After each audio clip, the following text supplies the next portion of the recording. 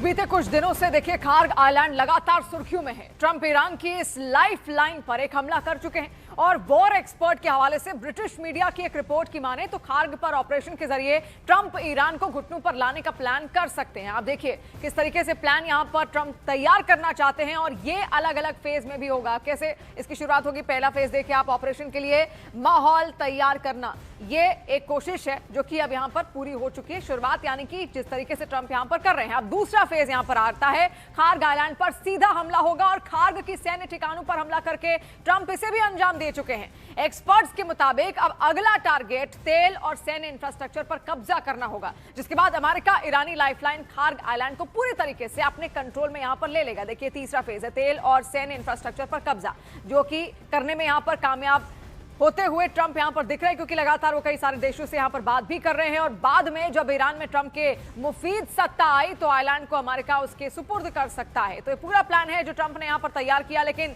इसके मुताबिक ही सब काम होगा ये देखना होगा, ये भविष्य बता पाएगा। और देखिए इस बीच ब्रिटिश मीडिया में वॉर एक्सपर्ट पूर्व सैनिकों के हमले से जो रिपोर्ट छापी गई है उसमें ऑपरेशन खार्ग के 4 संभावित ऑप्शन सुझाए गए हैं, जिसमें पहला ऑप्शन है मैरीटाइम रेड फोर्स यानी कि स्पेशल मरीन कमांडो का, जो सीधे समुद्र से आइलैंड पर हमला कर सकते हैं और वहां पर मौजूद तेल टर्मिनल और पोर्ट को अपने कब्जे में लेंगे। इसके अलावा दूसरा ऑपरेशन होगा 75वीं रेंजर रेजिमेंट यानी कि एयरबॉर्न कमांडो का, जो हेलीकॉप्टर या पैराशूट से वहां पर उतरेंगे और आइलैंड पर सैन्य कार्रवाई के बाद उसे अपने कंट्रोल में ले लेंगे।